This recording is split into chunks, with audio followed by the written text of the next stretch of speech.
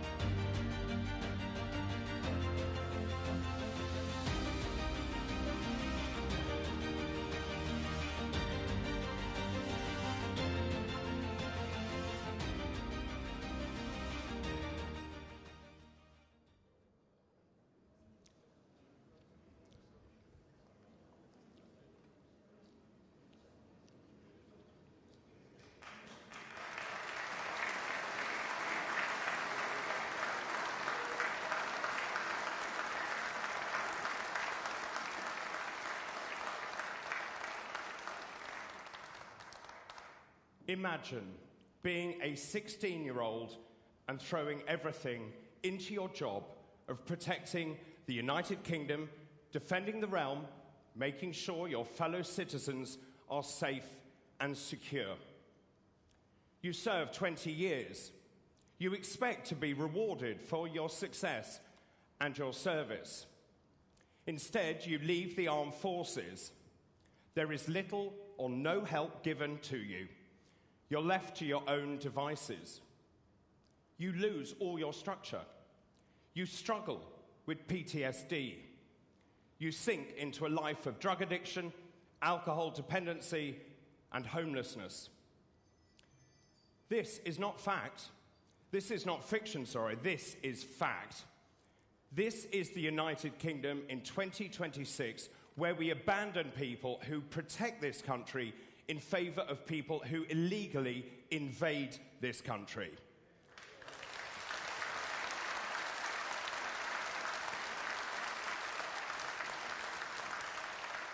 The way we treat veterans in this country is totally and utterly unacceptable. Let's look at some statistics now. Last year, the government spent £2.1 billion on accommodation for illegal migrants. At the same time, it spent just £8 million on housing for veterans.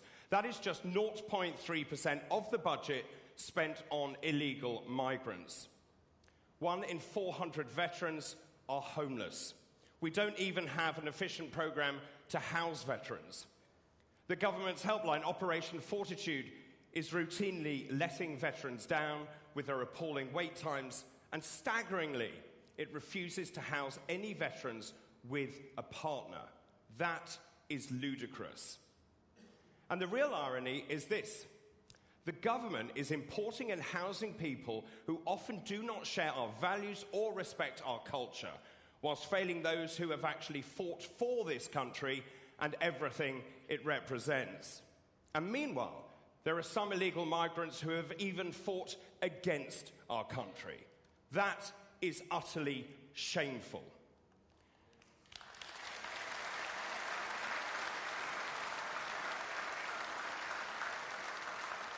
We seem to have a government that is uncomfortable with British culture, with British history and British values, and nowhere is that clearer than in the way they treat our veterans. Now, if we look at the United States for comparison, there is a very stark difference in the way that veterans are respected and looked after.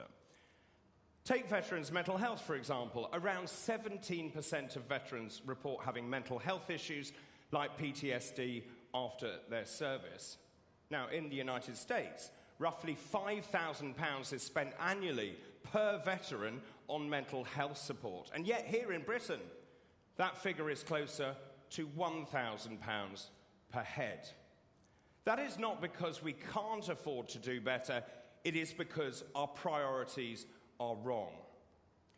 Now, people leaving the armed forces often experience a very difficult transition from a highly structured military environment to civilian life. The challenges they face tend to be interconnected rather than isolated, and this can affect personal well-being, family stability, and long-term economic security. Veterans often experience problems getting a job and also keeping that job. Many veterans struggle to explain their experience in terms that employees understand, even though they possess strong leadership, technical, and teamwork skills. Some find only lower paid or temporary work, particularly if their military role has no direct civilian equivalent. And many veterans struggle with service-related injuries, which range from visible injuries to chronic pain, to hearing loss, to traumatic brain injury and PTSD.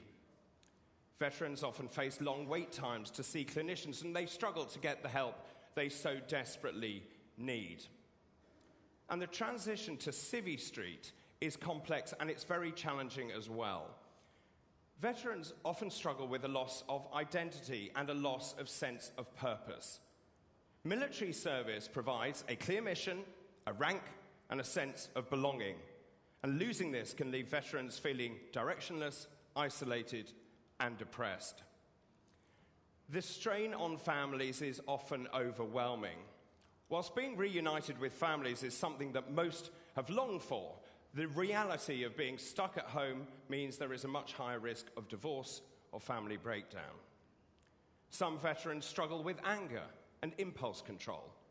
Coping mechanisms include turning to drugs and alcohol to cope with pain and trauma.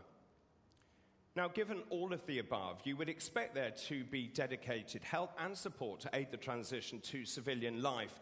But access to this is uneven, and it's very dependent on where you live, and that is simply not good enough. Reform UK believes that the way a country treats its veterans is a measure of its character. This government and the last government should be ashamed of how they have neglected our veterans.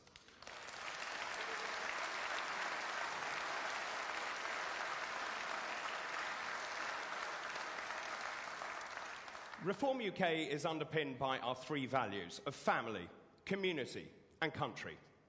And today we celebrate and put our armed forces community front and centre stage. And that is why I am delighted to launch our Veterans for Reform group here today.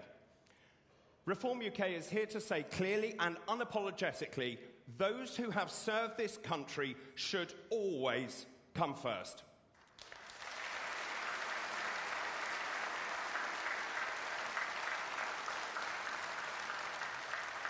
We will fight for proper housing, for real mental health support, and a system that actually works for veterans rather than against them. And today marks the beginning of that commitment. Under a Reform UK government, your service will not be forgotten. So thank you to every veteran in this room and also every veteran watching at home. We are forever grateful for your service to our country.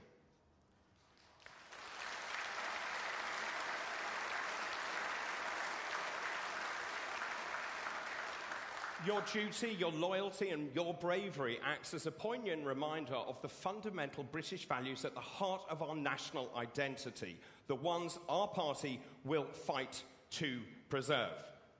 We carry a very heavy responsibility to ensure that those who have served our country are treated with the respect, the care and the dignity that they deserve. And we will ensure that always happens.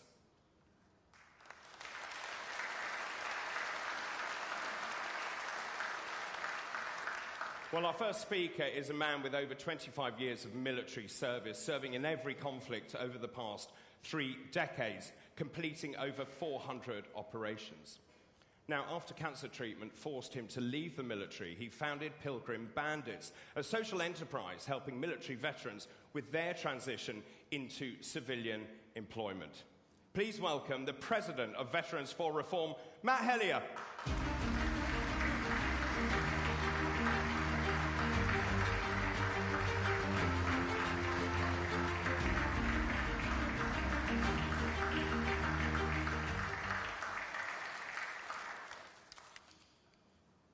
Ladies and gentlemen, veterans, thank you for attending this most special meeting. Who am I? It's just been said who I am. But number one, I'm a veteran. I served in the Parachute Regiment and the Special Air Service, and I served 25 years. And at the end of my service, I suffered from cancer. I had no longer a service and a brotherhood and a sisterhood to look to. What was told to me when I suffered from cancer and I was diagnosed was that I had to go and seek help from the NHS. Those statements are not good enough in this country today. Those statements are not good enough. 10 years ago,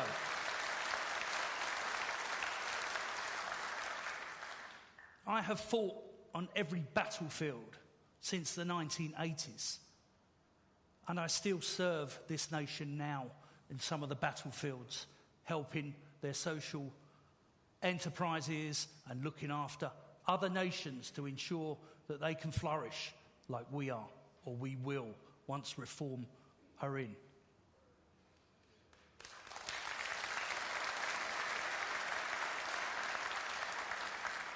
So why have we created this wonderful organisation?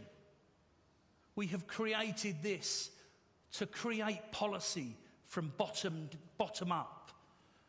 After 25 years in the military, I just see policy coming from top down, and we're missing the key aspects of what it means to us as serving soldiers and as veterans. Our voices are not being heard. But now is the time that we will change this. You now have a chance to change this country and change the way in which this country and its successive governments look at veterans. There is 1.8 million of us out here. And I can tell you, not many of us voted on the last elections. But on the next elections, what we want is 1.8 million veterans and their wonderful families to vote for this party, knowing that this party has your backs.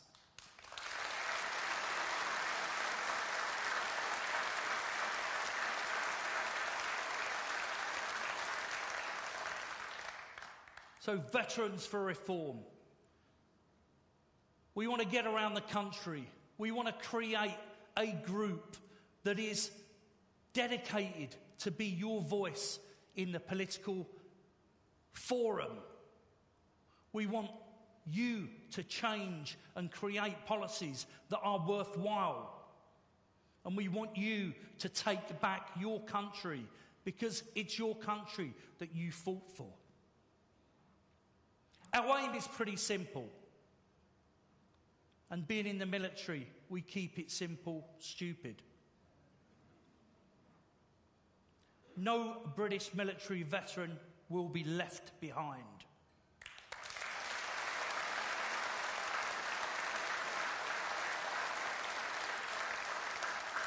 No British military veteran will be left behind.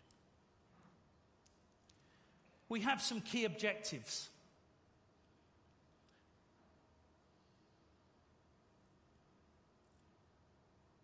I want to champion veterans' rights. I want to make sure that the housing, the medical facilities, the mental health treatment are good enough for you guys that fought for it. We want to make sure that the Armed Forces Covenant that is in place, it is set in law and is set in stone, and it reflects what we believe and what we deserve. At the moment, it's a pretty weak document. It doesn't look after me, it doesn't look after you, and it certainly doesn't look after our families. Our families are the last on the list for housing. Our families are the last on the list for the NHS. Our families have no support on the mental health. But it is our families that keep us fighting. It is our families that support us when we're in the A&E, suffering from a complex injury that a doctor does not understand.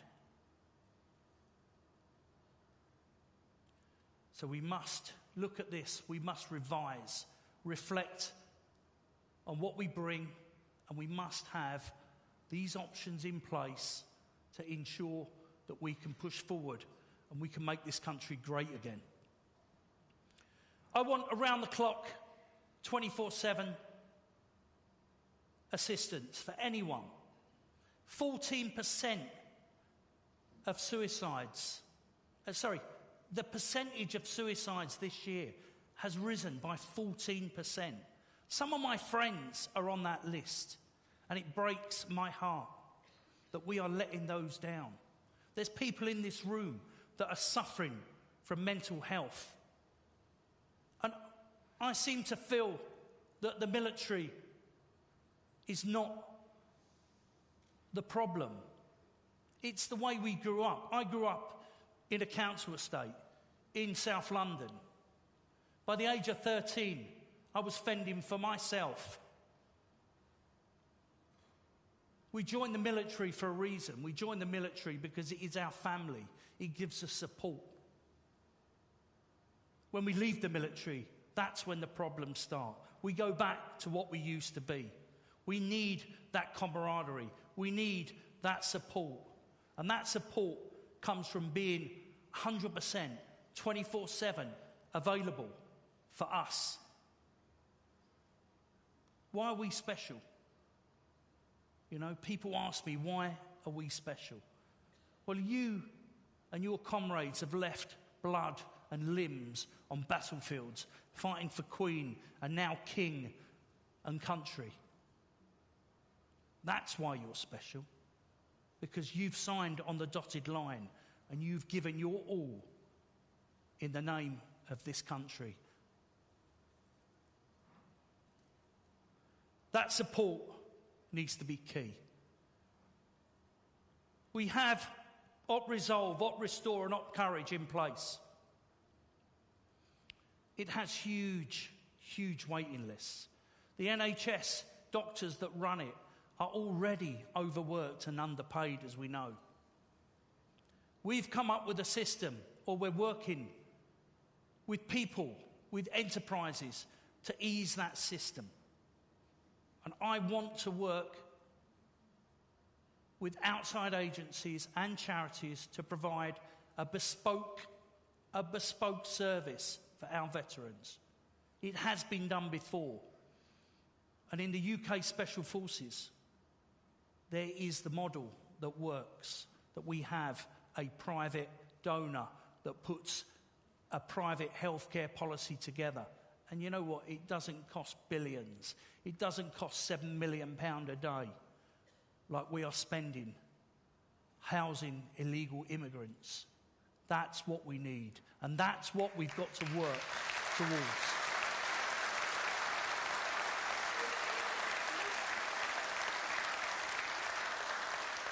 What is key at the moment and what is in the news is the prosecution of veterans.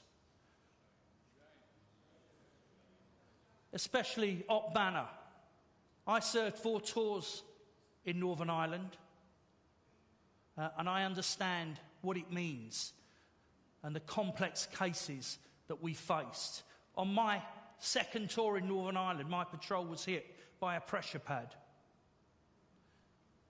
And one of my members lost both legs in Kappa in East Tyrone. I was on the point that day, and I put the tourniquets on his legs and hopefully give him a future and saved his life. Now, it's me and it's my friends that are in the dock. We're not getting prosecuted yet. These are civil cases that should not have even got to court. These cases need to be quashed.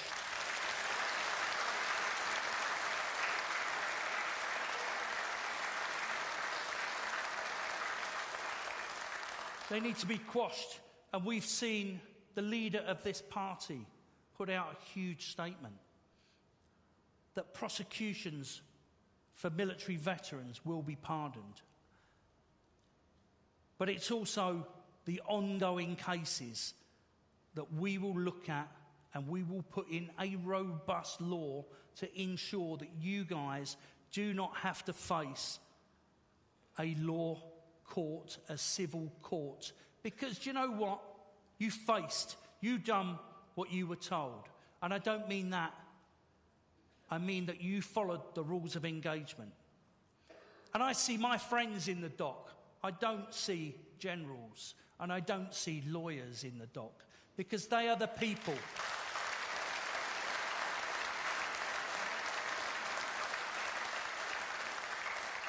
They are the people that wrote the laws. They are the people that enforced the laws that we followed. And now it's us that are facing a criminal, a civil court. We need to take the state to court. You don't take the individual. You don't take a private soldier from 1 Queen's on his tour in 1972. He followed stringently the rules of engagement. This is not being bound around enough. We follow the rules of engagement. We follow the law of the land, always, of that time. We cannot have a new law that now dictates to us whether we are wrong or right. That law was set in stone back in the 70s and 80s and revised. The new law that come in the mid-2000s are the law that we are now facing. It's diabolical. It's unjust.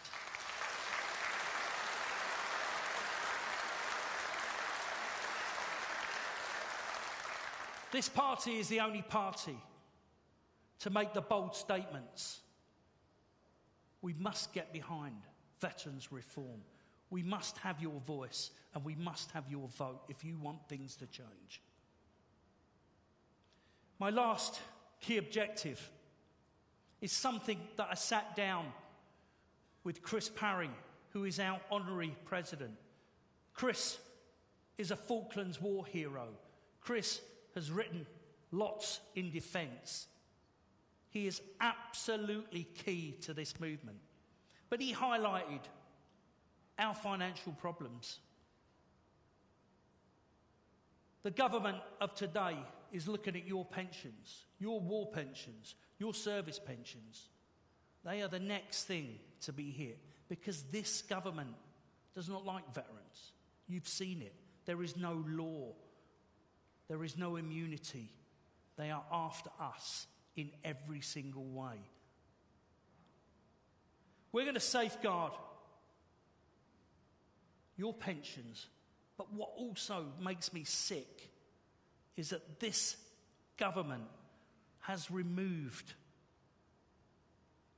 has put in place a taxation on a death in service pension to our families and our siblings. So if you die in service, the meagre sums of money that you receive is being taxed by this government. They want every bit of you. Our families cannot afford that. We have service families now that are on the breadline, that are feeding themselves through food banks, that are coming to our charities. In this country, in this day and age, this is unacceptable. That is your money. That is the veterans' money. That is the families of the veterans' money to allow them to survive.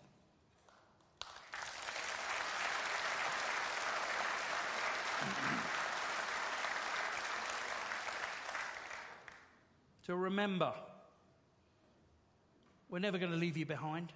No British military veteran in this party will be left behind. Right? You served your country. It's about time your country served you. Thank you.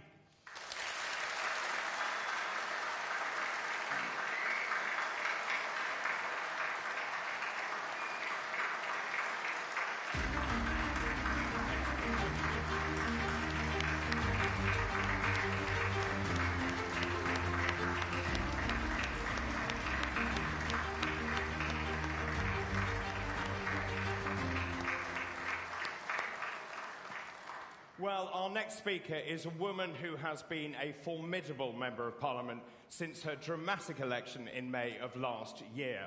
Since entering Parliament, she has been a powerful voice for our servicemen and women and has spoken out strongly against Labour's outrageous Troubles Bill, which strips away protection from prosecutions from our brave veterans. Ladies and gentlemen, please welcome the Reform UK MP for Runcorn and Helsby, Sarah Pochin.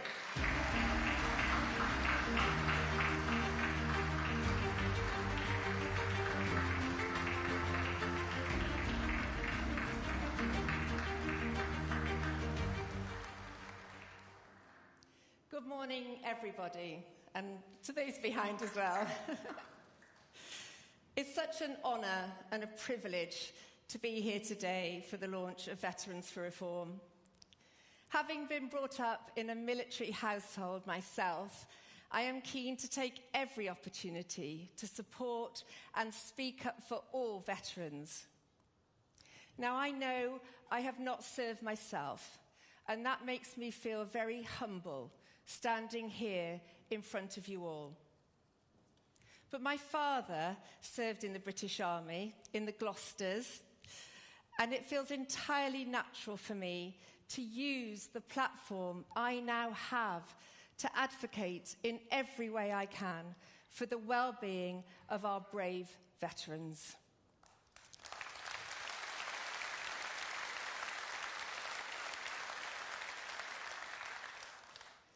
We need to instill and restore a pride in our armed forces in this country, as other countries do, America, Australia, Canada. We need to make sure that we cherish and value the contribution made to our country by our armed forces. And we need to allow the citizens of this great country to openly show their national pride by flying our flag without recriminations from woke councils.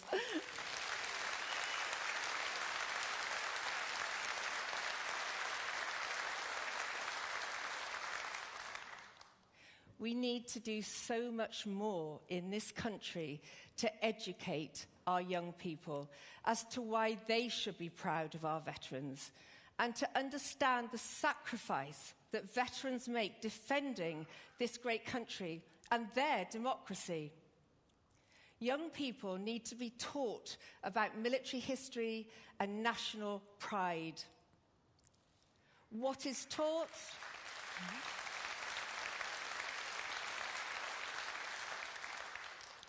What is taught in the classroom today is what is spoken by the leaders of tomorrow.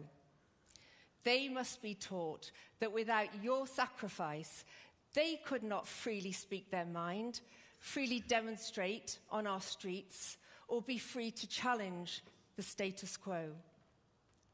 And it is not just the ultimate sacrifice of giving one's life. It is so often the impact on mental health and life-changing injuries that goes unrecognised.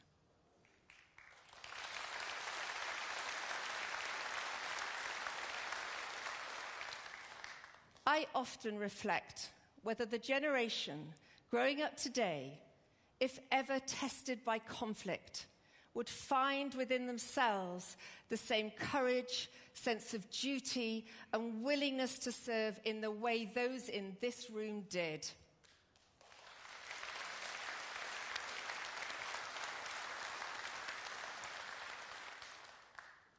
At present, our military is significantly strained, with an estimated 70,000 troops only assessed as full-time trained strength. And I don't actually believe that means ready to go into battle. That is office workers and everything else. And to put that into perspective, that is roughly the same as the number of illegal immigrants that have entered this country on small boats since this Labour government came to power.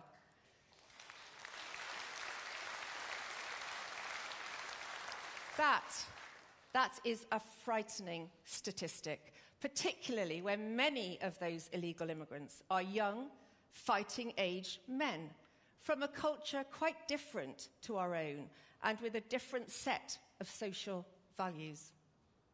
This comes at a time when our ability to deter aggression and defend democratic principles is more important than ever.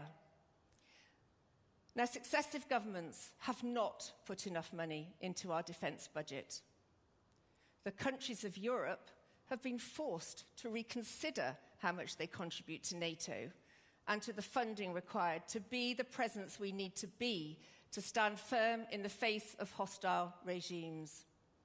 We face superpowers that want to sabotage us, that want to spy on us. We face regimes that want to see the destruction of the West. I listen to this government say time and time again in Parliament that national security is the primary objective and function of any government. And yet we know that those are only words until we see real increases in investment in our defence budget.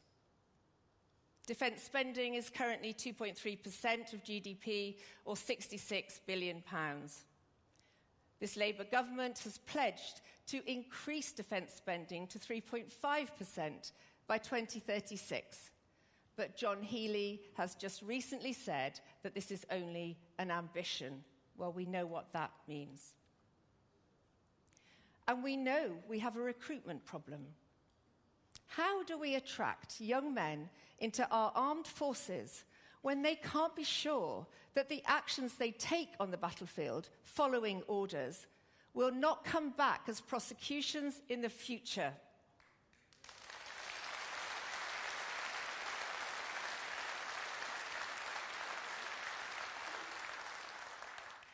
How can they be sure that all their training, their loyalty to their regiment, their monarch, the country, and with the instilled discipline of following orders without question, will only see them in court at a future date?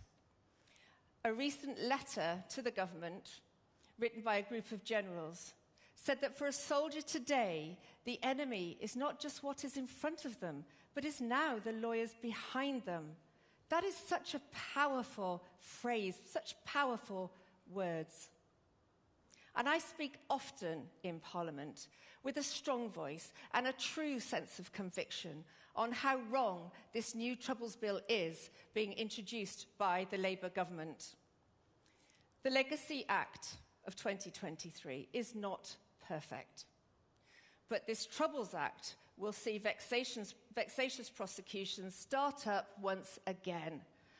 Prosecutions of our brave veterans who should be enjoying retirement. This government is more interested in deferring to the European Convention of Human Rights than it is to preventing you from being unfairly prosecuted. Well, what about your human rights?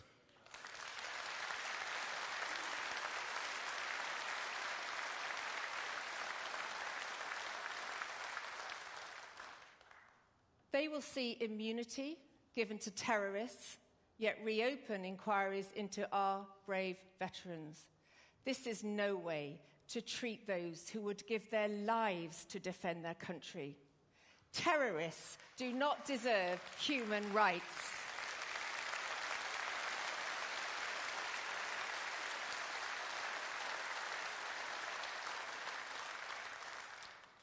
A reform government would repeal this Troubles Act and ensure that no British veteran ever faced prosecution for simply following orders.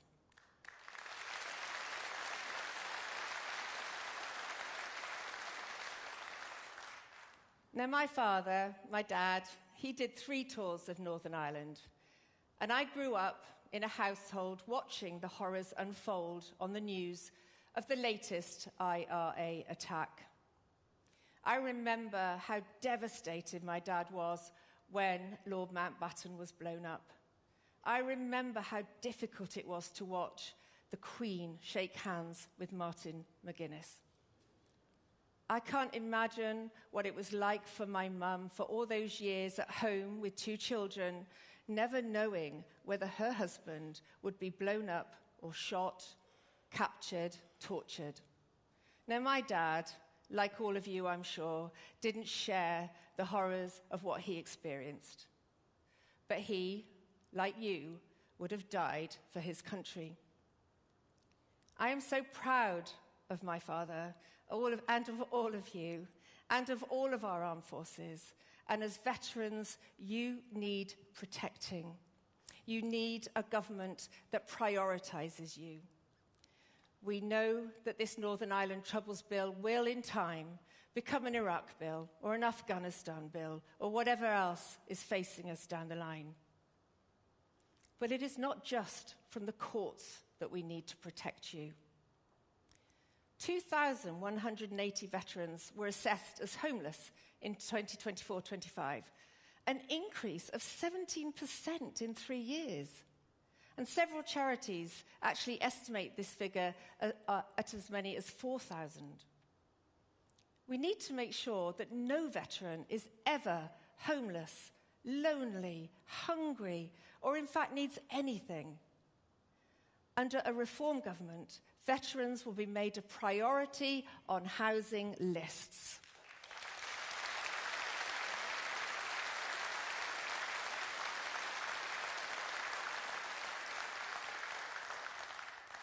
We've talked this morning about the fact that over 1 in 3 veterans struggle with mental health problems. And with around 1.8 million veterans, that's a lot of men who need access to mental health support. Operation Courage is a start, treating around 7,000 veterans a year, but clearly we need to go much further. And many have no access to services to help them. But a reform government will ensure that access to mental health services for veterans is a priority.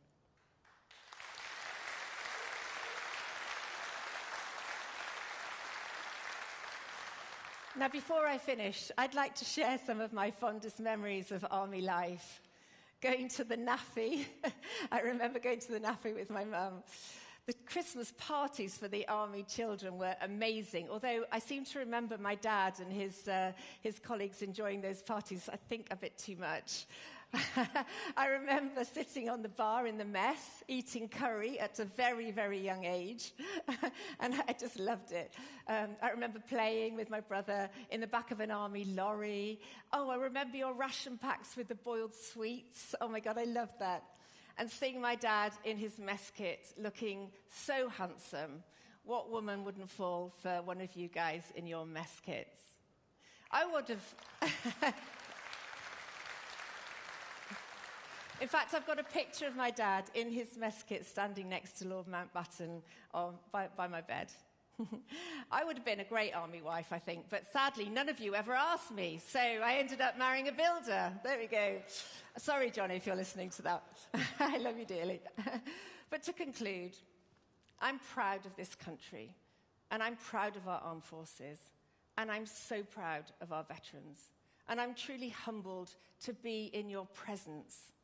And I will do everything I can, if I am part of a reformed government, to make you a priority.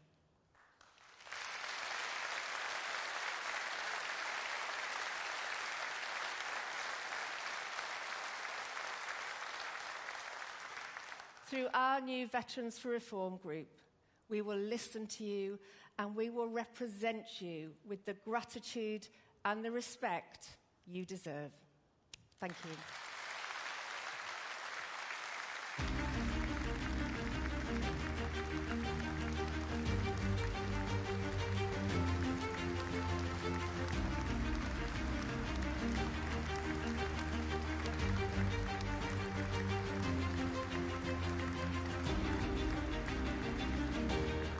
Well, thank you very much indeed, Sarah. I'm going to ask Matt Helier to join me back on stage now, but also joining Matt is a man who has taken a very serious interest in the welfare of our veterans, supporting those who have served our country for a very long time indeed. He's consistently spoken up for the armed forces community, he's championed the Armed Forces Covenant, and he has worked to ensure that those who put their lives on the line for Britain are treated with the respect and the dignity that they deserve. Ladies and gentlemen, please welcome with Matt Helier the Reform UK MP for East Wiltshire, Danny Kruger.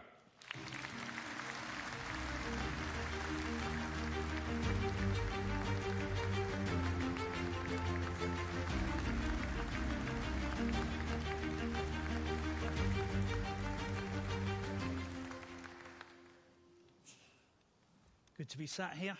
Danny, would you like to just give us a brief talk about what you've been doing and how hard you've been fighting for veterans? So I'm the MP for East Wiltshire, and what that means is Bulford, Larkhill, Tidworth, Perham Down. Anyone know these places?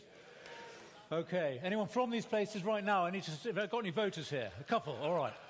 You nearly wiped me out at the last election when I was standing for the Conservatives. So we need to do that better. We need to do better next time. We need to get reform in East Wiltshire. So I'm the MP there. I've never been a soldier. Dr. Johnson said every man feels worse for himself for never having been a soldier or a sailor. And that is me. And so it's not just because I haven't worn the King's uniform I feel uncomfortable. It's just because I don't know what the hell you're talking about half the time. All your acronyms. I mean, what is it? Orbats and your C2s and MDOs and all this. What is all that about? What's an Orbat, Matt? An Orbat is what we got here, and this Orbat is going to vote for you guys Excellent. in the next election. Okay. All right, very good. Very good. All right. So very quickly, my role in reform, when I came over from the Conservatives last year, Nigel asked me to lead our preparation for government work. So we've got a huge challenge on. And the work of our military, our defence, our security system is, in a sense, the heart of it. And if we can't get that right, then nothing else matters. And it's not good enough just to say we're going to pledge more money for defence. Obviously, we need that. We need that very badly. But the defence system is broken at the moment, as we know. And the way we treat our veterans goes to the heart of that. And you've heard this morning some of those statistics.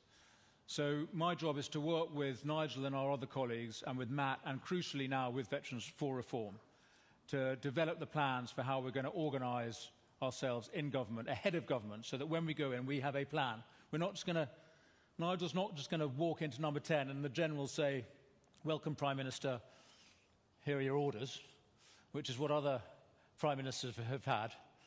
He's going to say to the generals, "Right, this is the plan we've worked out." And that's going to take a lot of work.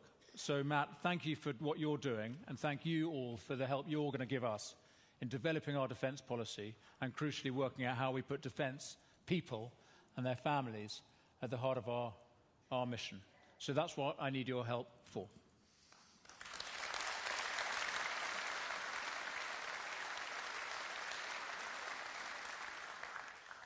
So, Orbat, we have a few questions.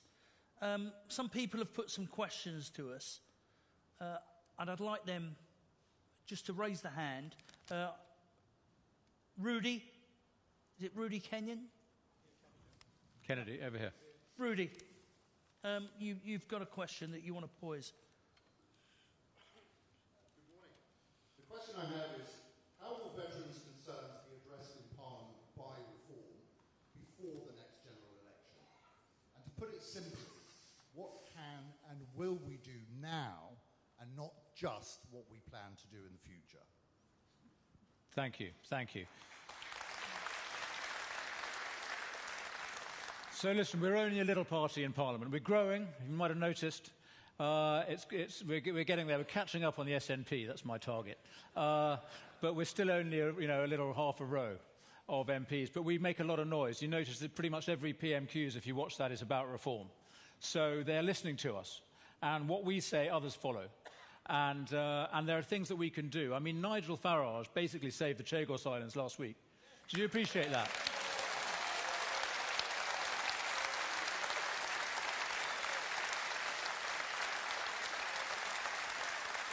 I don't know how he did it. I don't know what he did, but he went to Davos. Lots of people said, "What are you doing going to Davos?" Anyway, he went to Davos, and we got the Chagos Islands back. So we can work behind the scenes as part of the answer to your question, and we can work in Parliament to make the case for veterans, and we can shame them, and we do that regularly, put them on the spot, and put the Conservatives on the spot as well. So that's part of the job. But the other part of the job, sir, is to do what we can in local government, and that is really significant when it comes to veteran support. And I just want to mention Leila Cunningham, who's here this morning. She is our candidate for the Mayor of London, and we don't have a mayoral election until 2028. But we have local elections in London in May. And what Leila's just been telling me this morning is if the councils that we win, we can introduce an immediate policy to change the prioritisation on housing. So at the moment, if you're an asylum seeker or an illegal immigrant, you get to this country, you claim asylum, you go to the top of the housing list. Them's the rules. Those are the rules we're going to change. But they're the rules that operate right now. But in local government, they treat veterans, ex-forces people, as usually just single men. And a single man goes to the bottom of the housing queue. So much for the military covenant. So what we will do, what Leila will do, working with our local government colleagues in the councils that we win from May, will be to change that prioritisation immediately.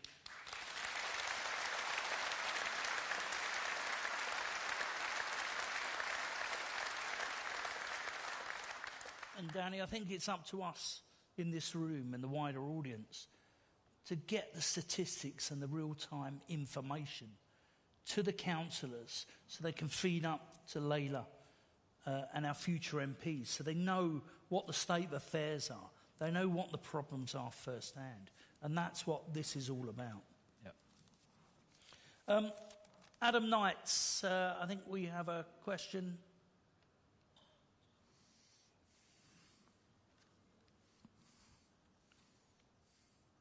Adam or Mark Brown? Mark? Oh, there we go. Microphone's coming. Thank you. Thank you. So, cheers, Matt. I just want to ask a question. Will reform commit to full mental health assessments for veterans on discharge from service? Right, Mark, we've talked about what is going on at the moment, where when we all joined the military, we had one point of entry. Right, you had stringent medical tests, we had stringent vetting tests, we done the fitness tests.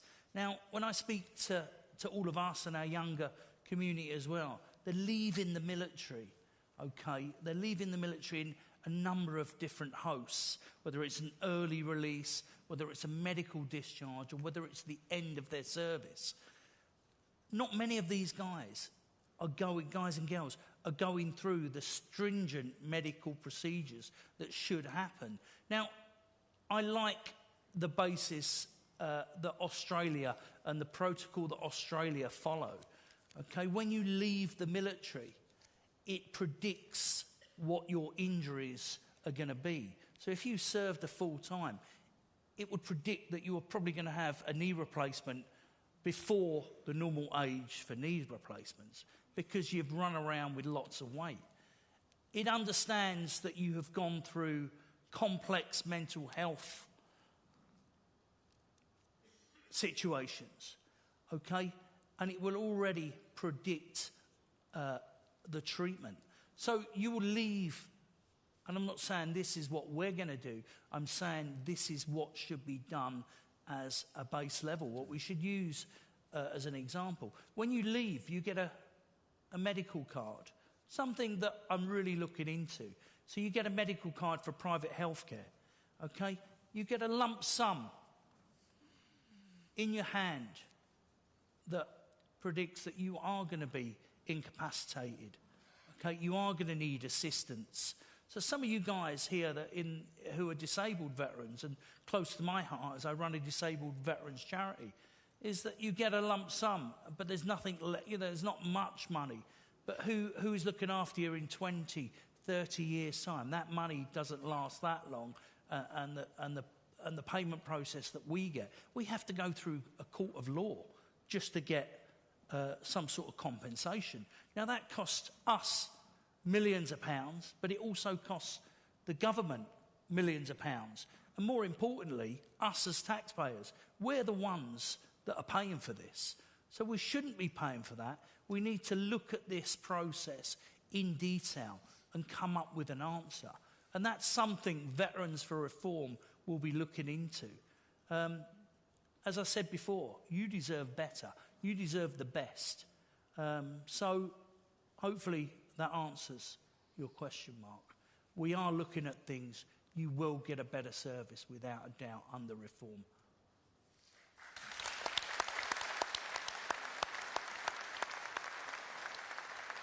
We've got JJ Adams.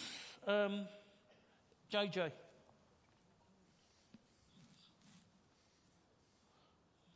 I'm third-generation military across all the generations. And when I left the military, I left within months of my father, and he'd served 40 years. When we eventually grouped at home, there was me, my mother, and my father. And my mother basically had been in the military her whole life, though she never had a medal or an ID card. We basically melted down, all of us. My father had no role, I had no role, my mother had no role as well.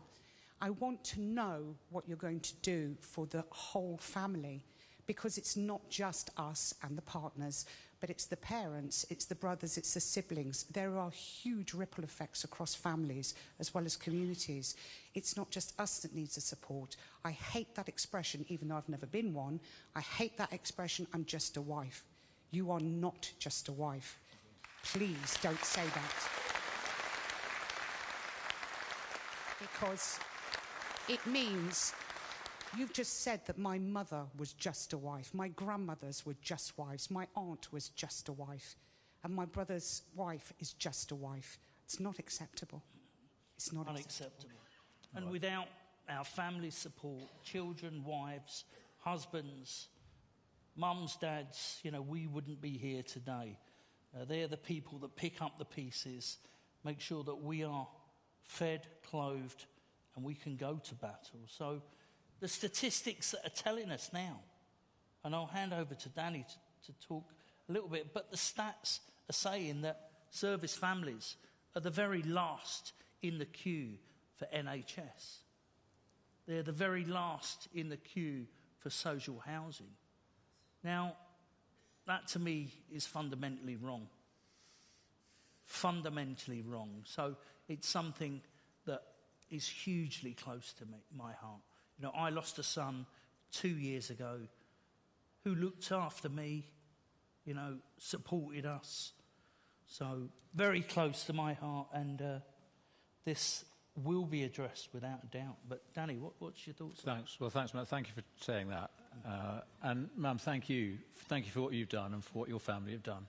And I'd say a couple of things. One is just to focus for a moment on the veteran himself or herself who's coming out, because what the whole family needs is a future for that person. And it is extraordinary how many veterans come out of the forces and don't make it successfully into Civvy Street, struggle to gain employment. We've heard about the mental health challenges, public services. We're going to do everything we can in that space. But there's a big employment challenge, as we know. And what's extraordinary is when you consider who these people are, these are seriously employable, seriously experienced people who've got used to working in teams, understand what it is to deliver, have multiple skills, multiple interpersonal skills, which are so important. So what is the problem?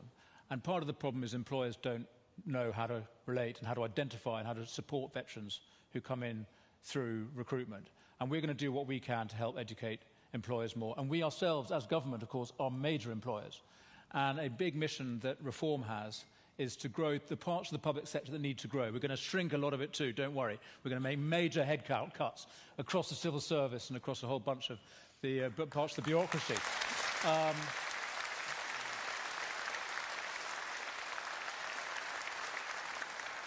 But there are parts of the public sector that need to grow, and the police are one. The prison service, border force, these are roles where ex-military are really well suited, and we're going to prioritise veterans, particularly for the 30,000 new police officers that we're going to recruit. So there will be jobs.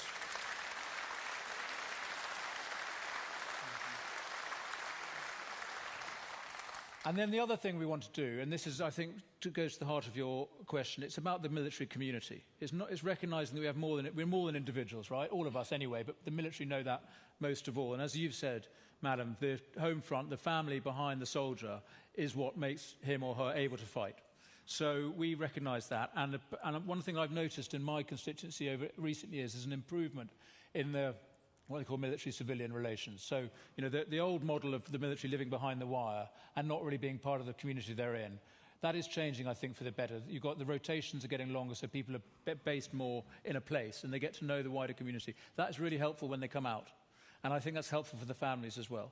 So I think just integrating communities and military during service is going to be helpful for families. And then lastly, we talk about the military covenant.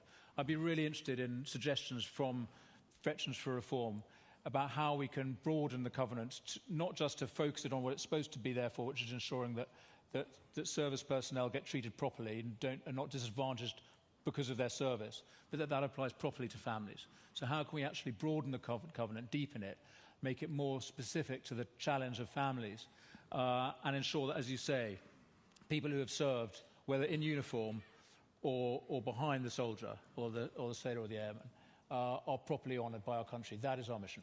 Thank you. Great.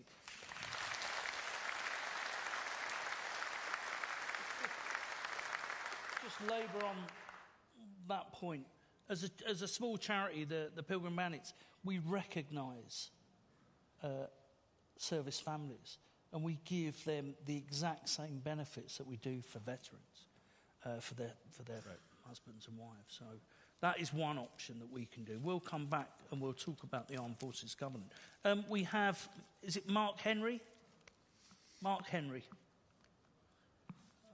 Mark, where are we? At the back there.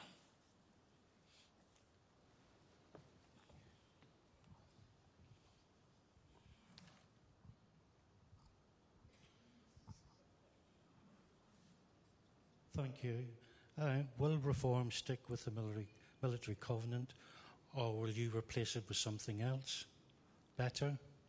What would be included in it? Shall I quickly have a go? Because I think, Matt, I mean, in a sense, that's for us all to determine. And I think this is an amazing gathering, by the way. I mean, all credit to you, Matt, and to the organisers. I want to say that.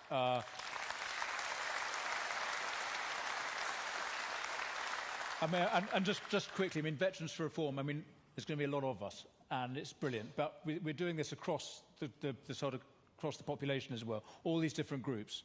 So this is how we're going to make our policy, is through these special interest groups, as we call them. We've got farmers for reform, lawyers for reform, all the different professions. So that's a question for you. What do we need to do to improve it? I mean, one thought, and it was prompted by what you were saying, Matt, about the role of charities. I think that we need the NHS, we need benefits, we need the public sector, big government to do its job properly. But let's not pretend that that can ever make up for the crucial role that communities themselves, and particularly the military charities, play, and the regimental charities as well are at the heart of it. So the big national ones, SAFA and the rest of them, do great work. The regimental charities are vital, and the local ones too. And I wonder whether we can broaden the military covenant to have more of an explicit commitment to supporting this kind of civil society, the charity sector, that itself is so crucial to supporting individual veterans and their families, because, big government isn't going to be the answer to these complex social challenges that individuals and their families face. But a charity can be. Charity made up themselves by veterans.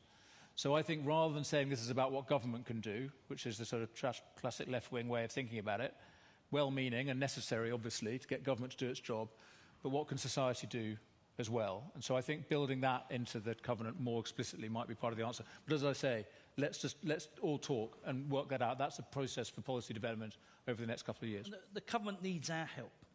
The covenant as it is, I don't think is in a good place at the moment.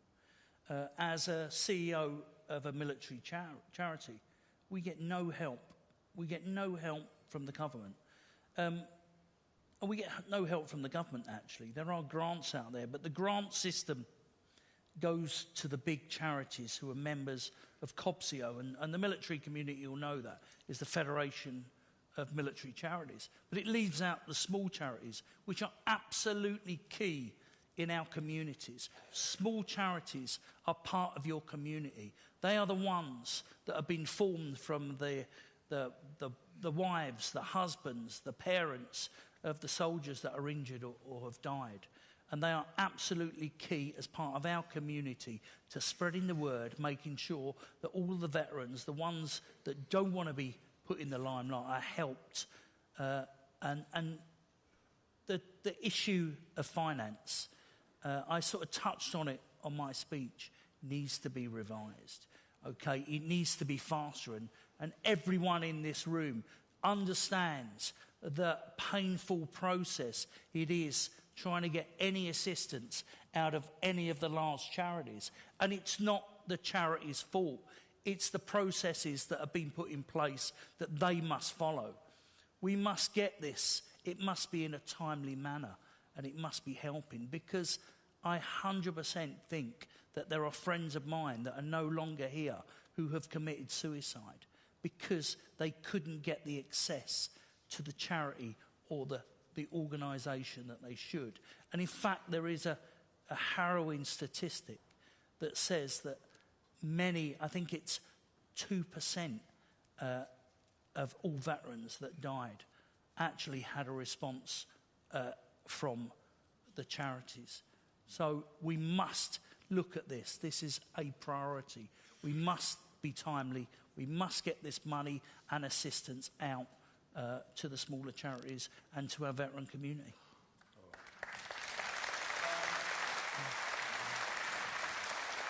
I don't know what this sign means. It's a military sign, but I'm getting it from the side. I think Matt, it may be time to make way for the main event. Means tea break for me. All right. Okay.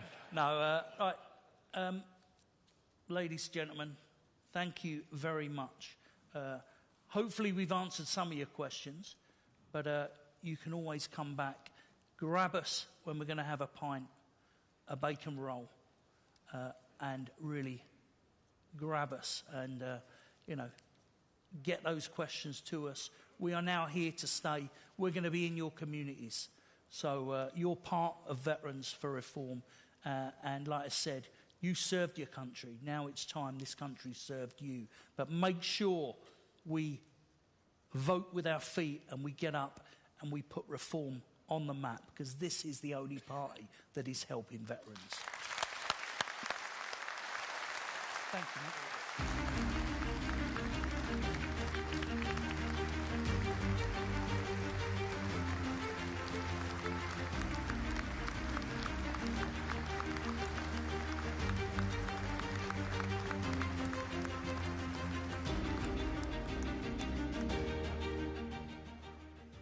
Well, our final speaker is a man who needs no introduction. From the very start of his political career, he has stood up for the interests of our veterans and of our country. He has a very deep respect for our armed forces, and I can tell you, he has a huge passion for military history. He's a man who believes in putting this country first and honouring all of you who serve this great country. Ladies and gentlemen, please welcome the leader of Reform UK, Nigel Farage, MP.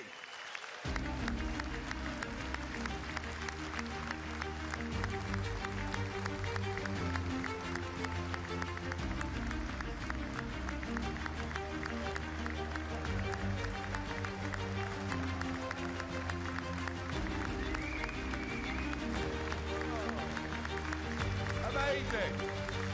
Thank you. Thank you. Thank you.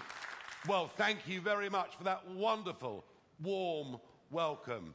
I'm proud to be here today at the launch of Veterans for Reform, and I can tell from the energy, the enthusiasm, and the speed with which every single seat this morning was taken, leaving a big waiting list, I can tell that we're going to turn this into a massive organisation that stands up and fights for the rights of all of our military veterans.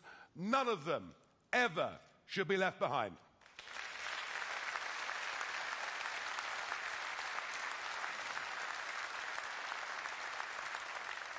And the need for this is very great, because we have a government who, whilst they talk about defence, frankly, are doing little about it.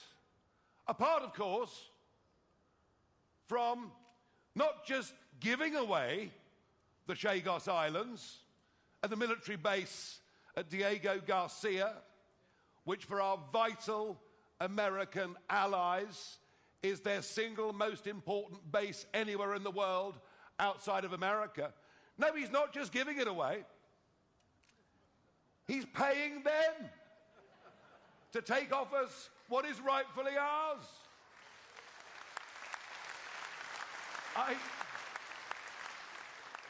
We have a government led by human rights lawyers, a government prepared to bow down to some vague concept of international law administered by foreign courts, and a government that I believe doesn't have a patriotic bone in its body. These people are not with us.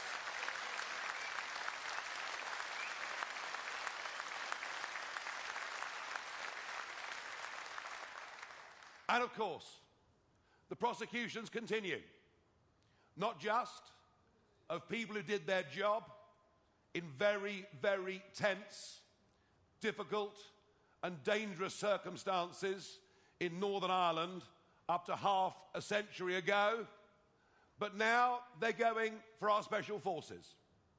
Now they're after the SAS, for virtually any action that took place in Afghanistan or Iraq. The results of this are catastrophic. I have met face to face some of the men who are facing this misery. I have spoken to former commanders of both the SBS and the SAS, and they tell me the result on recruitment is literally catastrophic. Our armed forces are something we should be immensely proud of. Our armed forces are something the rest of the world looks up to. Our armed forces, in conjunction, particularly with the Americans and our other close allies, are one of the most important contributions we have to make to any defence alliance. And yet, under this government, they are under serious threat and serious assault. But this isn't new. This isn't just this government. Because frankly, if you look back at 14 years of Conservative government, what you see is promise after promise, for example, on the defence budget. And yet at the end of those 14 years, despite the fact the world is undoubtedly a more dangerous place than it's been for many, many decades. At the end of that 14 years, they were spending less on defence in percentage terms than the Gordon Brown government was 14 years before. And the refusal to stand up for the rights of veterans is what led to what I think was the very principled resignation of Johnny Mercer MP as Veterans Minister. He said, enough is enough, and resigned his job. And don't we need more people in politics with that level of courage, belief and conviction?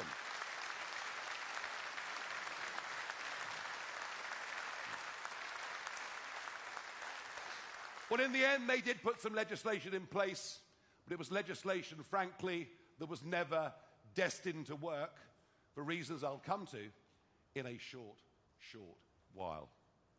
But I want to say this. Never again must there be a case like that of Dennis Hutchins. Dennis Hutchins hounded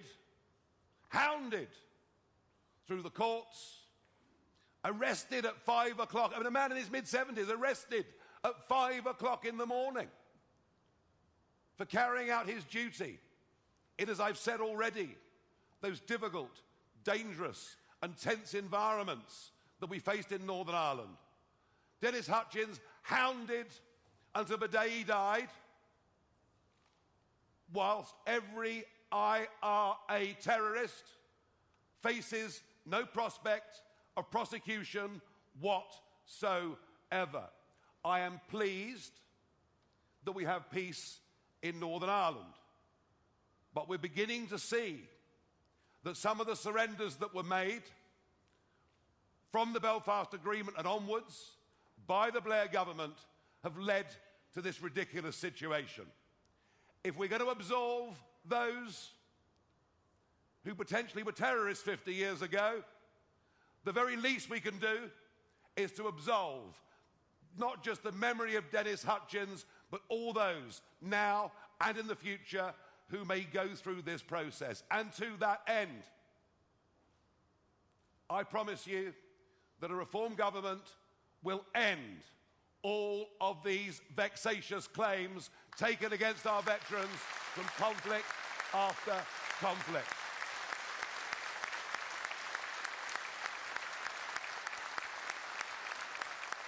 And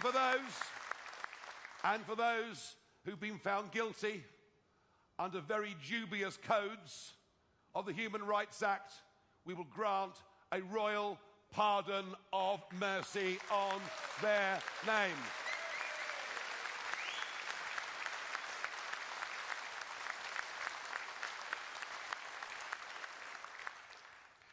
And I have a feeling that ranged against us, we have the metropolitan elites.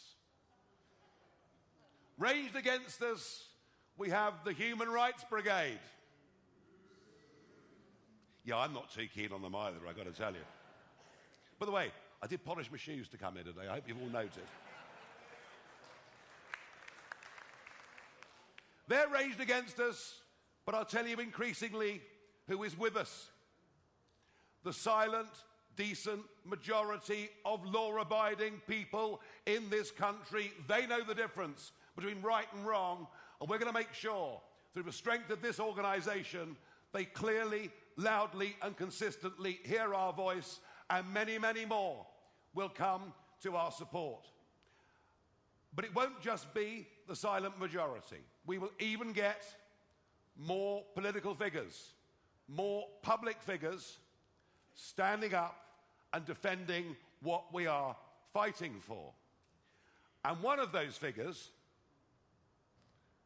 is with us today. Oh. Trouble is, the last time I did this,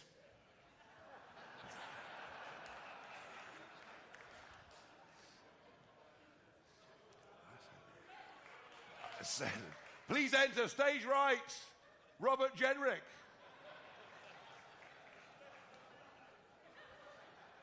Nothing.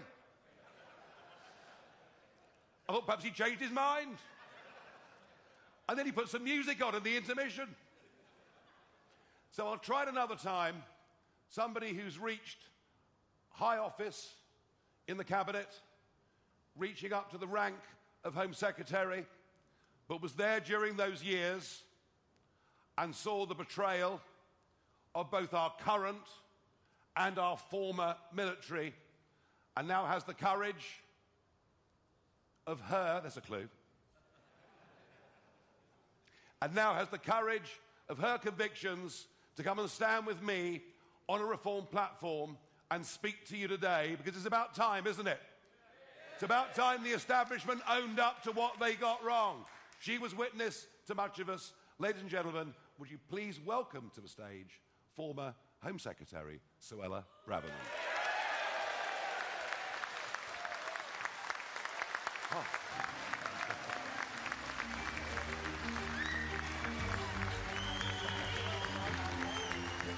Right. It's all yours. I will depart.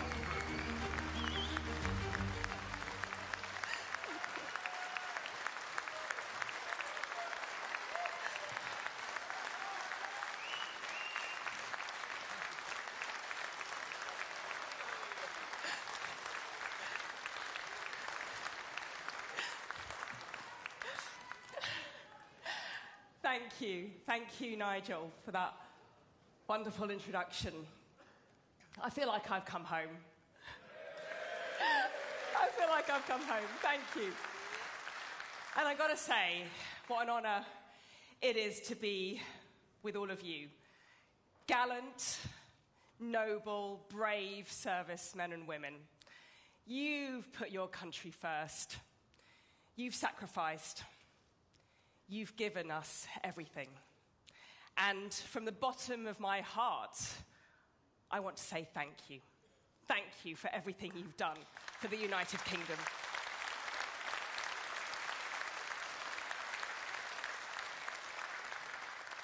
Now, you didn't do that for applause.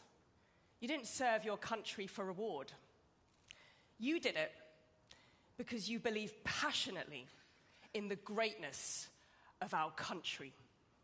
You believe fiercely in its valor. You're not apologizing for our history. You're proud of the vast contribution that Britain has made to civilization for centuries.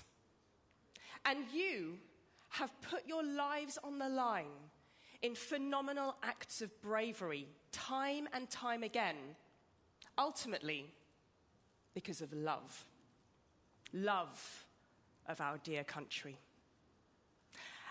And it's because of that same love that I am standing here today.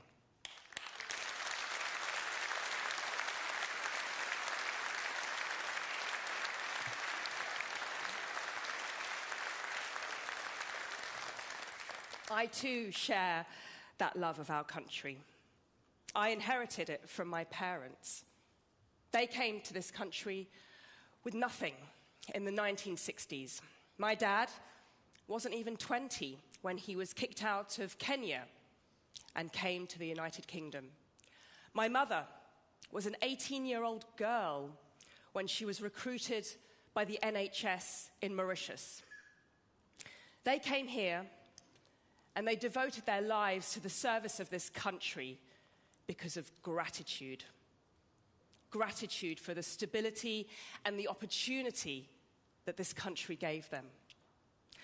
And when a country gives you everything, like it has done me, you owe it loyalty.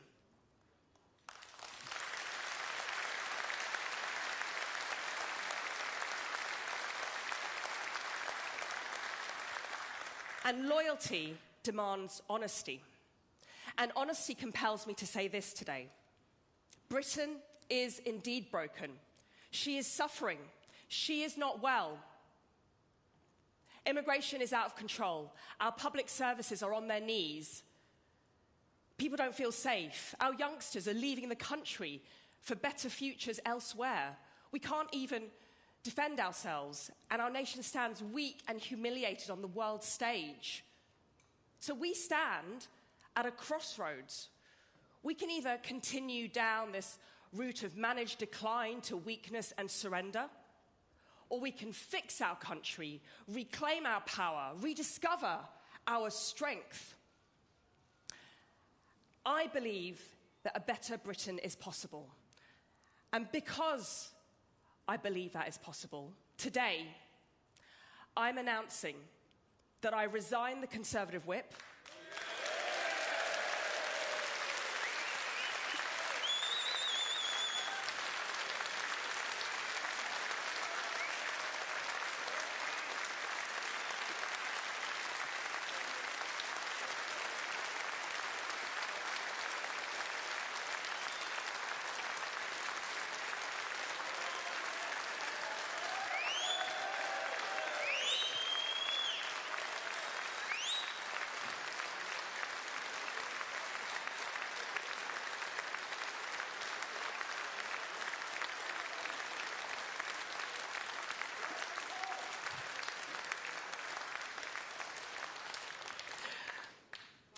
Done it.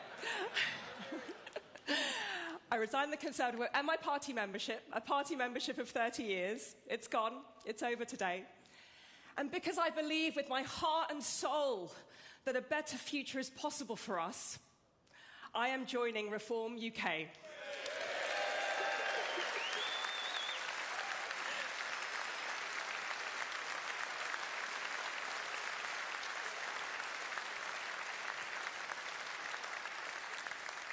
And I will sit as the Member of Parliament for Fareham and Waterlooville, representing this great party, Reform UK, with immediate effect.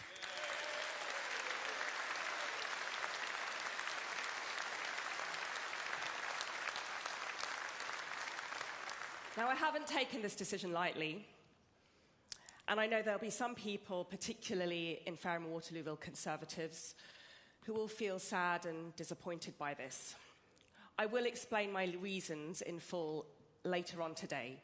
But right now, I want to talk about you, our veterans, because you deserve to be heard. Now, in Fareham and Waterlooville, from the beaches of Portchester, you can look across the water at the naval dockyards in Portsmouth. And we are very, very proud of our Queen Elizabeth-class aircraft carriers in Pompey. Anyone here from Pompey today? Very good. Good men. Up the Pompey. And indeed, Waterlooville gets its name from that famous victory over Napoleon, because returning soldiers would stop in my constituency to celebrate with a pint on their way home. And over the last decade of being a Member of Parliament, I've had the deep honour of meeting many of our brave servicemen and women around the world. I visited our Royal Marines in the Arctic Circle, and we camped out overnight in sub-zero temperatures in the depths of the Norwegian forest. I'm brave, but I didn't do the ice jump. I will confess I didn't do the ice jump. I'm brave, but I'm not that brave. I've watched our soldiers train on the Canadian prairie in Alberta, and I've met our new recruits from HMS Collingwood, brimming with hope and pride and courage. And in Fareham and Waterlooville itself, there are thousands of veterans. Sometimes there are roads where almost every house has someone who has served. And whether it's a new apprentice or a D-Day veteran, a veteran from Afghan or from the Falklands, I have learnt so much from you. And I've learnt one big lesson, and it's this, that the reality of service life bears no resemblance to the rhetoric. Because the truth is this, for all the warm words and the symbolic gestures, we have failed our veterans.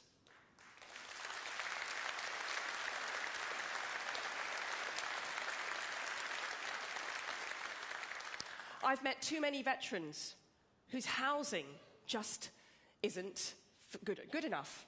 Why? Because MOD is broken, DIO doesn't work, and service family accommodation is not good enough. I've met too many veterans who can't get the medical treatment that they deserve for injuries that they sustained in service. For those who gave us their everything, we've left to fight alone. It's a national disgrace. Why? Why has this happened? Because over the last decade, defence spending has been hollowed out. Our armed forces stand at the smallest number in 200 years. Our equipment is inadequate. Our aircraft carriers don't even have enough aircraft or destroyers. Our resilience is depleted. We can't even defend ourselves. What kind of country is that?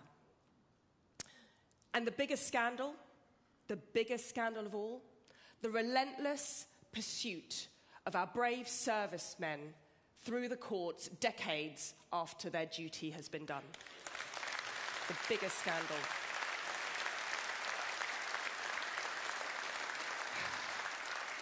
Men who fought terrorism, men who protected us from the IRA, hounded through the courts on spurious prosecutions for doing their duty. It's one of the biggest scandals of our nation. How has it been allowed to happen? Because of the European Convention on Human Rights. The ECHR. The ECHR is a system whereby the human rights of terrorists have become more important than your human rights. It's a system where IRA families can claim compensation and British soldiers must be prosecuted for murder. It's a system of law which has been weaponized by our enemies against our brave. Now, when I was Attorney General 6 years ago, I worked on the law to protect our veterans. But the truth is, it was virtually impossible because of the ECHR. And so, the following year, in 2022, I broke ranks. And I became the first Conservative minister to say publicly what needed to be said.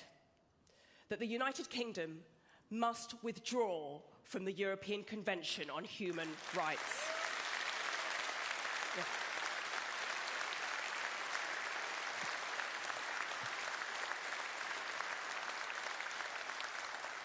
End the madness. Stand up for our soldiers. Leave our veterans in peace. And what did the Conservative Party say? My Conservative ministerial colleagues. They said, no, we can't do that. It's too divisive.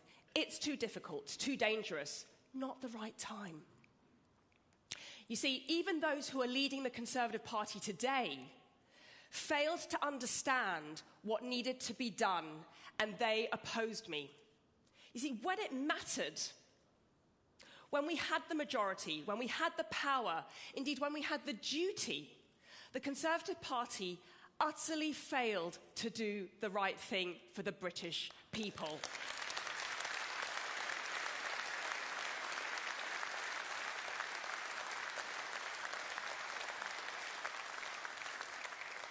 I didn't give up.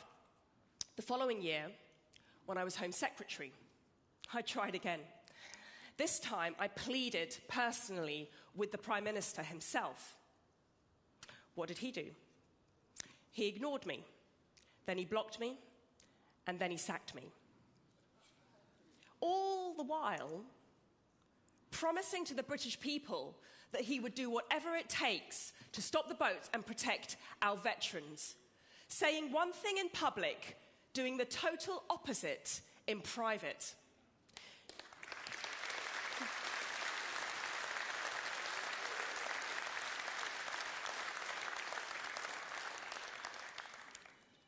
And as my friend Robert Jenrick has found, that's the great tragedy with the Conservative Party. Great speeches, good slogans, but when the cameras are off, when the doors are shut, and when they're sat behind that table making the difficult decisions for the country, they fold. When push comes to shove, they go AWOL. No courage, no backbone, no resolve.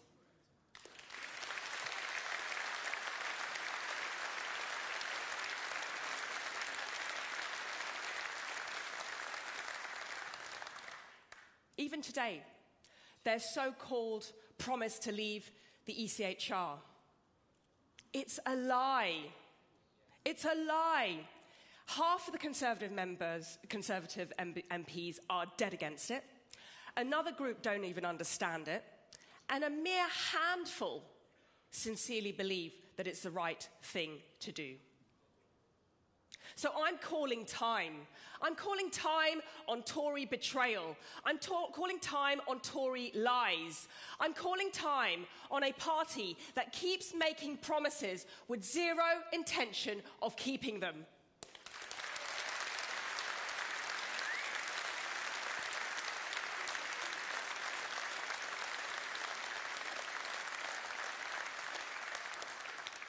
I tried my best. I tried privately, politely, nicely. I can be nice. They ignored me. Then I tried loudly and forcefully, and then they sacked me and punished me for telling the truth. You see, the truth is, there is no way on earth that the Conservative Party will ever take the United Kingdom out of the ECHR, and there is no way on earth it will ever keep its promises to you. Enough is enough. Enough of this political delusion. Enough of this political lies. Enough of these political chameleons who say one thing to one group and another thing to another group. The country is crying out for authentic leadership. Credible leadership, leadership that it can trust. And you know,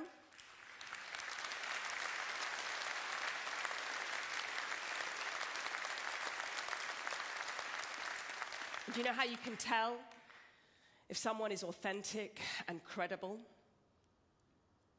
You ask yourself, have they been consistent? And there is only one man in British politics who has been courageously consistent for his country, and that man is Nigel Farage.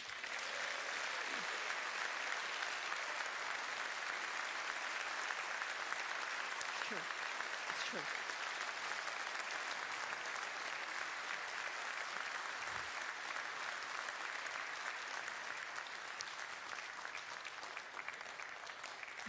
When the establishment has tried to shut him down, they've tried to destroy him, they've tried to vilify him and smear him, he has kept standing up and speaking for you, speaking the truth, speaking our fears, saying what we've all needed to hear.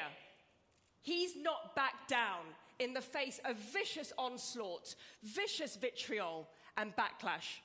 When Nigel Farage said that the country was at breaking point because immigration was out of control, the establishment tried to smear him and demonize him.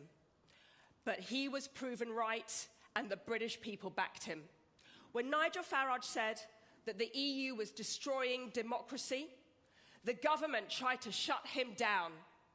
But he was proven right, and the British people backed him.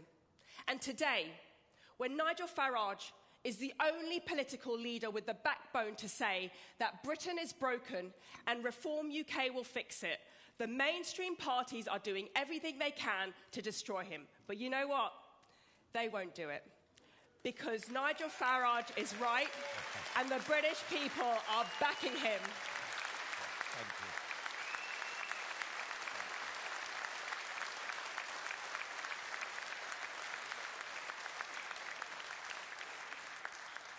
you. Nigel knows about courage. You know about courage. Courage means not flinching under pressure. Courage means facing down your opponent and carrying on with steadfast determination. Courage means overcoming adversity with strength. Courage means keeping your promises to your country. And that is why, ladies and gentlemen, it's the honor of my life to join your team today. Thank you. Thank you very much. Thank you. Very good.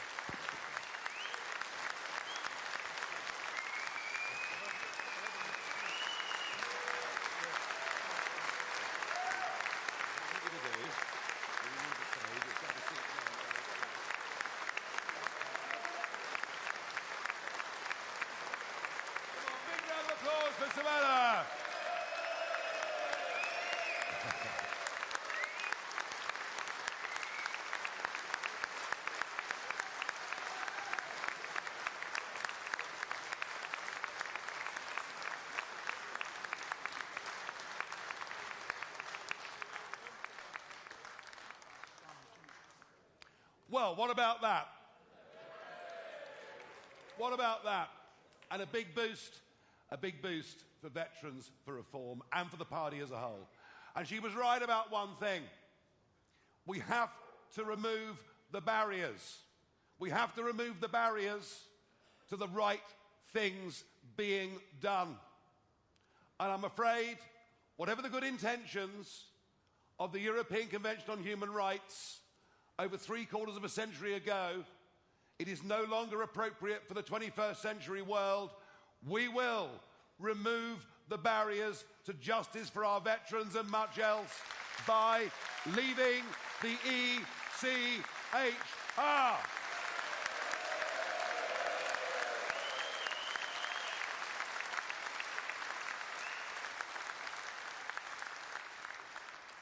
But today isn't just about stopping prosecutions and pardoning people. There's something much deeper that matters. How can it be that somebody who enters our country illegally, having destroyed their identity documents, is a higher priority for housing than a former serviceman or woman who has fallen on hard times? It's outrageous, it's wrong, and it's time to start putting our own people and our own veterans community first. And we must do that. And we must do that. And we will do that. I want to thank you all for coming here today. Well done for getting in early for the tickets, because there's a big waiting list. It's been a great event, an uplifting event, and I know that much of what was said earlier, I could sense watching from the gallery. There was some pretty deep emotion in the room too. And I want, just before we end, I know that many of you know what loss is. You've seen it on your active service, and so I would like to end what I think has been a very, very important event. If you'd all stand, please, and join me in a minute's silence for the fallen.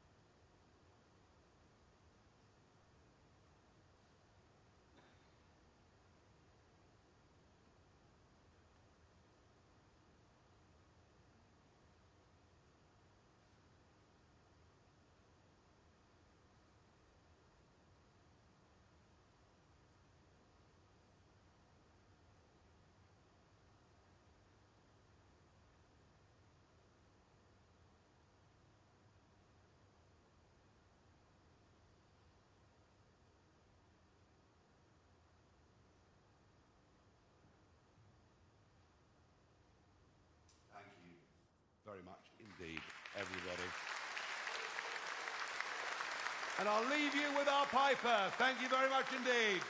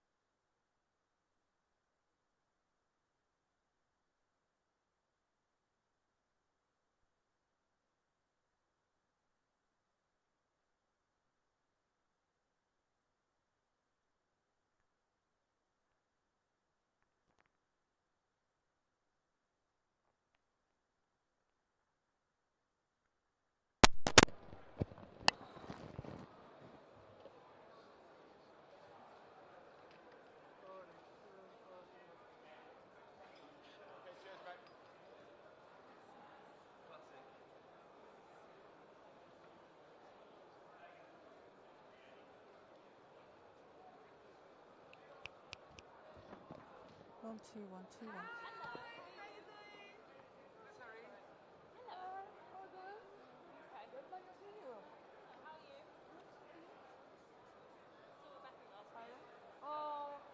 I've been seeing her like once in a month now. Really? She's like on the cave of the Kruger. Sorry. What, sorry? Okay. Or anyone? No, just because the whole pool is watching me, so I don't want to be standing nowhere. How tall is it? Can I put this a little bit lower? Is that right? It's gonna catch the sound for sure. Because this is directional, so... Yeah. It's just to don't have it in the shot because maybe I need to come up or down and I'm not sure because he's quite taller than me. Yeah. He's basically like this. Okay.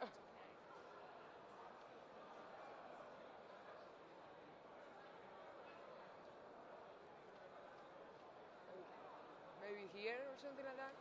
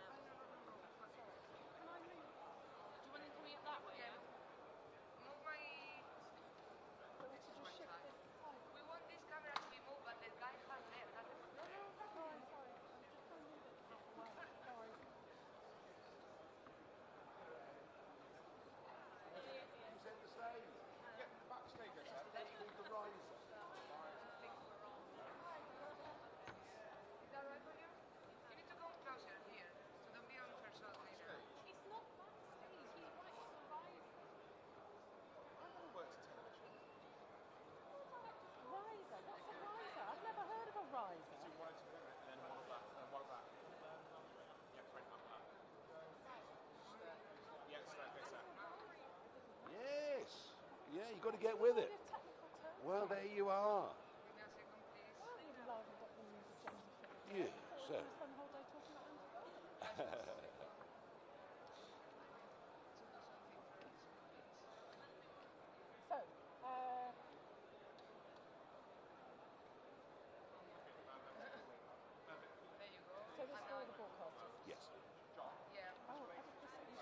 Careful, be careful. Yeah, Catherine, be careful, please. And with the light as well, because if it falls on you, you're going to be hard. Yeah, so literally what just told you. Sorry. No, it's for you. If it falls on you, it's going to be painful. I'm worried about... That's all right. That's okay. Yeah, don't move. Is that okay for you? As if you're at attention. He's going to do his glasses on. They're on my phone and I can't read them. I'm the same, sadly. Okay. When you are ready, I am. Okay. Are you right? Yeah. Can you speak to the microphone? 1, 2, 3, 4, 5. There you go. Perfect. Is that right for you? Yep. Go. Ready? Are you ready? Yep. Nigel Farage, you just welcomed former Conservative Home Secretary Suella Braverman to reform. That's 3 Conservative MPs in the last week and a half. You're a party of the assignment of Tories. Well, we're a party that accepts talent. If you get people who we believe are talented, who will put their shoulder to the wheel, who will help us, but are also prepared to admit honestly the failings of the Conservative Party in 14 years in government, and particularly in the last term, provided they're prepared to put their hands up and say, I'm sorry, we got this badly wrong, they've got experience of being in the front line, which of course I lack, and many of my team lack, then they're very welcome. And I think it's very interesting. I mean, today, there are 2 big political stories. One of them is Suella Braverman joining Reform. The other, of course, is Andy Burnham being blocked from standing in the Denton and Gorton by-election. And that's the difference between Keir Starmer and myself. I'm welcoming talent in, and he's keeping talent out. Well, we'll come to Andy Burnham in a second, but you talked about Britain being broken, but you're filling reform with the very people that broke it. Well, the Conservative government did break it, absolutely. But you see, there are people like Robert Jenrick who resigned as a matter of principle. People like Suella Braverman who spoke out on ECHR, said we should leave, and was removed from her post. So we are taking people who tried their best to fight the system at the time, and they admit they failed, and that's why they're here. But can the public trust them, given their record in office? Are you not worried that this could come back to bite them? Look, I'm not welcoming people like Priti Patel, who says she did nothing wrong, despite opening the doors to the biggest levels of immigration Britain ever saw. I'm not welcoming Boris Johnson. I'm not recognising those who were part of the problem and still refuse to accept it. OK, on to Andy Burnham and that by-election now. Have you decided who will run for the Ford and Gorton independent by-election? We haven't decided yet who the candidate is. Our applications closed last night, and I'll be looking at it this afternoon. Do you think Andy Burnham not running makes it easier now for you to win it? I think if Andy Burnham had run, he would have picked up an anti-Keir Starmer vote. You know, bear in mind, this is the most unpopular Prime Minister in living memory. There would have been a pro-Burnham, anti-Starmer vote. That won't be there anymore, and I think the anti-Starmer vote will come to us. Richard Ty's been saying today that Labour's terrified of reform in Greater Manchester. That's why Andy Burnham was blocked from Parliament. But you have silenced some of your own dissenters, Ben Habib, for example. So if you were Prime Minister Keir Starmer today, you'd make the same decision, surely? Well, look, you know, they've made their decision for whatever reason. Yes, it's quite possible that Andy Burnham could have won the by-election, but that Labour could have lost the Greater Manchester mayoralty. That is quite possible. Look, you know, I'm very happy for people who have different points of view, as long as they're batting for the same team. We've had one or two difficulties over the last year. We've dealt with them. But Andy Burnham has got better favourability ratings than just about any other politician. If he was Prime Minister, that would be good for you. He's not Prime Minister. He's not likely to be Prime Minister. He'll have to win a by-election and get back into Parliament. And I think this particular constituency probably offered him one of the best prospects he could possibly have had. So whatever side of the argument we're on, I think we're stuck with Keir Starmer for a period of time. You've been talking about veterans and your pledges to them if you form a reform government. Trump obviously upset a lot of people last week about his comments NATO troops in Afghanistan. Did he do the right thing to make that statement? Is he right to apologise? There was no way Donald Trump ever meant the British. Ever. You know, and you talk to people in his team, and they're very, very pro this country. And our contribution in Afghanistan, pro rata, exactly matched that of America. The one thing I have picked up from Americans, not him, but other Americans, is their deep concern about what's happening to our special forces. These endless prosecutions, the use of the ECHR against British veterans. If we devalue our special forces, we make our relationship with America militarily weaker. And we've got to recognise that we are incapable of defending ourselves without American support. There's a lot of anger in the United States right now about the way ICE agents are conducting themselves. 2 people shot dead in Minnesota. You will have seen the videos. What's your reaction? They are going too far, are they not? That man had been disarmed. He was shot in the head 10 times. He was no longer carrying a gun. The fact that he was carrying a gun, of course, meant that he was a threat. Sorry? You're allowed to carry a gun. Yes, but you don't carry a gun to a protest. That's the point. If you're going to protest, you don't carry a gun, even if it's an open carry state. Look, it looks like ICE have gone way over the top. But I'm afraid every single year in America, we see examples of the police, of the authorities that go way too far. But because it's ICE, it's obviously much more controversial. And I sensed, coming out of the White House last night, they're pretty uncomfortable too. And just finally, Sadiq Khan, the London mayor, is suggesting that if you bring in your mass deportations to the United Kingdom, we could see similar scenes of violence and disorder. Has this given you pause at all? What's your response to what Sadiq Khan said? You know, we do not routinely, as a country, give our police force, give our authority weapons unless there is an imminent risk of a terror attack. And when it comes to deportations, you know, the point is if people are here illegally, they shouldn't be here. It's as simple as that. Now, you know, no one's pretending this will be easy. No one's pretending there won't be pushback. But it needs to happen because if it doesn't, you don't stop the flow of people continually coming here illegally. And you know, overwhelmingly, the British public think, whilst we welcome people from other countries in the right numbers, illegal immigration has to stop. And it's very near the top of the public's concerns. Nigel Farage, thank you. Thank you. God, we covered some ground there. Oh, it's that time of year. Sorry, thank you very much, Nigel.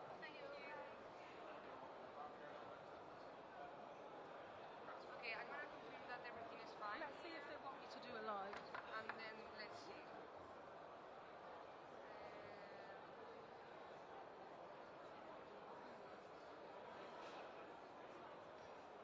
Thanks, guys. Thank you so much. Thank you. Thanks, Victoria. Oh, I tried. I failed. Wasn't very good at it, was I? Thank you very much. Nice to see you. Bye-bye. Hi, you got it all? I'm going to set up for my heat now, okay? I'm going to set it up now for my heat because I got a heat with Catherine as well, so I'm going to set up for that as well. Yeah, cool. Okay. Okay, see, can you stop on the pool, please? Okay, thank you. Bye, bye, bye. Sorry? Is this televised live? No, it wasn't televised live, but it No. will be televised later. That was for all of the broadcasters, so BBC, ITV, Sky, GB News. So you'll see bits of it play probably any time from now on for the rest of the day. We veterans are about to be on telly last. Oh, the speech rally. was The some rally. of them live, Yeah, I think. Sorry, I thought you meant this. Yeah, a lot of it was. What, broadcast live? Yeah. Yes. Yeah. A lot of it was. We thought you mean the interview that